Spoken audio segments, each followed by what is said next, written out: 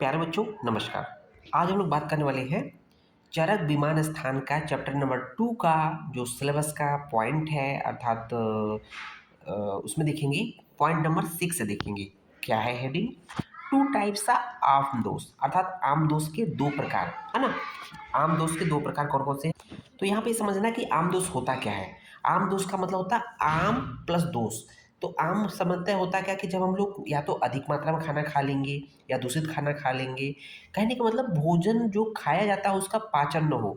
उसका कारण बहुत हो सकता है कि जठराग्नि की कमी हो, मंदाग्नि हो, या कहीं न कहीं आहार में कोई न कोई दोष हो, उसकी वजह से आम की उत्पत्ति होती है ना।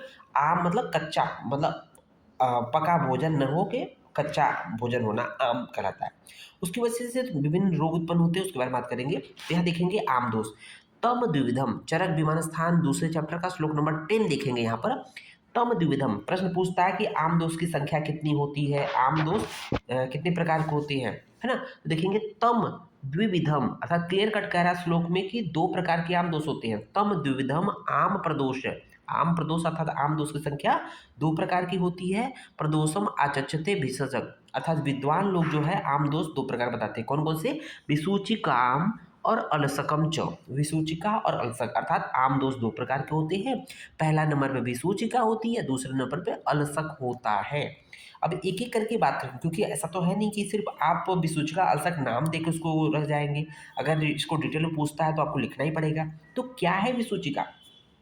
एक्चुअली होता क्या है, विसूचिका के सामने हम लोगों ने कॉलरा लिख दिया तो कॉलरा में जो विसूचिका के साइन एंड सिम्टम्स हैं, लक्षण है ना, जो रूप मिल रहे हैं वो कहीं ना कहीं कॉलरा की तरह मिलते हैं, इसलिए कॉलरा से कोरिलेट करते हैं।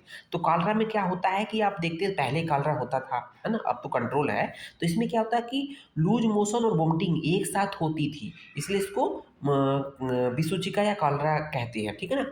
और इसमें देखेंगे तत्र विसूचिकाम ऊर्ध्वम अधश्च प्रवृत्त आमदोष यथोक्त रूपाम विद्यात्। अर्थात कि विसूचिका रोग में क्या होता है, ऊर्ध्व और अधः प्रवृत्ति होती है आमदोष की। ध्यान दीजिए से किसकी प्रवृत्ति हो रही है, दोष नहीं बोल रहा है, आम दोष बोल रहा है। आम दोष की प्रवृत्ति हो रही है अर्थात ऊर्ध्व और अधः। ऊर्ध्व का मतलब क्या होता है, विसूचिका रोग में ऊर्ध्व मार्ग अर्थात मुख मार्ग से प्रवृत्ति होने का मतलब वमन हो रही है, वोमिटिंग हो रही है, ओके। तथा अधः मार्ग अर्थात गुद मार्ग से अर्थात अतिसार, डायरिया, लूज मोशन जो भी है, दोनों मार्गों से आमदोष की प्रवृत्ति होती है ना। ये तो हो गया विसूचिका।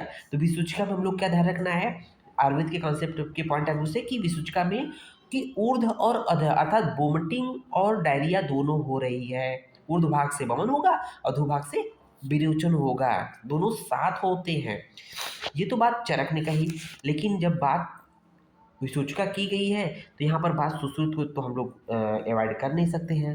तो देखेंगे कि सुश्रुत ने बोला है, सुश्रुत उत्तर तंत्र चैप्टर नंबर 56 में क्या बोला है, सूचि भीरव गात्राणी तुदनम संतिष्ठे अनिल अर्थात वायु की वजह से, विसूचिका में वायु की वजह से सूची भीरव अर्थात सुई के चुभोने जैसी वेदना होगी। कहाँ पर?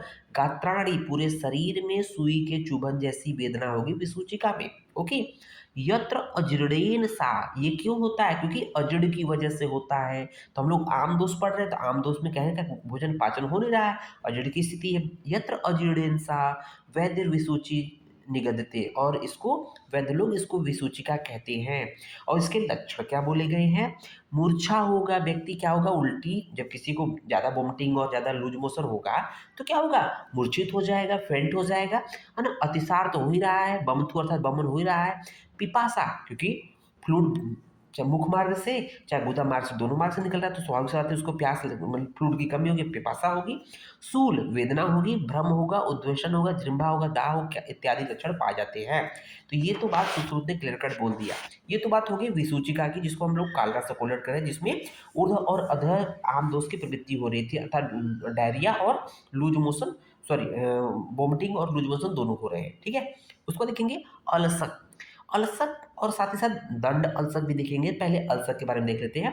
अलसक क्या होता है, तो कैसे उत्पन्न होता है कि दुर्बल अल्प जठराग्नि वाले, कोई ऐसे व्यक्ति है जिनमें दुर्बल और जठराग्नि अल्प होती है, साथ ही साथ अधिक कफ वाले, अन्य जिसमें कफ दोष की प्रचुरता होती है, वात मूत्र व मल के वेगों को धारण करने वाले, ऐसे व्यक्ति जो वात मल मूत्र के वेगों को रोके रहते हैं, धारण करते रहते हैं, स्थिर और किस तरह के आहार करते हैं, स्थिर गुरु, अधिक रुक्ष, शीतल अर्थात बासी सूखे अन्न का सेवन करने वाले पुरुष का अन्न पान वायु से पीड़ित होकर एवं कफ से विबद्ध मार्ग होकर अति मात्रा में लीन होकर अलसीभूत हो जाती है। तो यहाँ पर अलसक का मतलब होता है कि अलसीभूत हो जाना अर्थात आलस के मारे पड़े रहना। तो जो भोजन है विभिन्न कारणों की वजह से अलसीभूत हो रहा है। अलसीभूत का मतलब न बिल्कुल उसको मूवमेंट होगा नहीं, भोजन जैसे आहार नाल में जाएगा, आमाशय में जाएगा, जैसा का तस पड़ा रहेगा, पाचन भी अच्छे से नहीं होगा। अलसीभूत हो जाने से उस दुष्ट आहार, क्योंकि भाई पचा तो है नहीं इसलिए दुष्ट आहार बोल रहे हैं, दुष्ट आहार की गति बाहर की ओर नहीं होती है। इसका मतलब आलसी व्यक्ति तरह चुपचाप चुपचाप एक जगह पड़ा रहता है। अब इसमें होता क्या है, बमन व अतिसार को छोड़कर, क्योंकि मूवमेंट नहीं हो रहा है, बमन और अतिसार, अगर मूवमेंट होता तो कोई ना कोई, चाहे मूवमेंट बमन के रूप में होता या विरेचन के रूप में होता, ठीक है। बमन अतिसार को छोड़कर, मतलब इसमें टर्म आता है वमन अतिसार वर्ज्य, क्या आता है, वमन अतिसार वर्ज्य, वर्ज्य मतलब छोड़कर, है ना। उसमें सभी आम विष के लक्षण अधिक रूप में दिखाई देते हैं। तो आम विष के जो भी लक्षण होते हैं इसमें सब कुछ दिखाई देंगे एक्सेप्ट बमन, मतलब कि बमन मतलब वोमिटिंग और अतिसार मतलब लूज मोशन या डायरिया जो भी है, उसको छोड़कर बाकी सभी लक्षण आम दोष के दिखाई देते हैं। उसको देखते हैं दंड अलसक। दंड अलसक में क्या होता है कि डंडे की तरह शरीर हो जाना, डंडे की तरह शरीर जकड़ जाना, अकड़ जाना।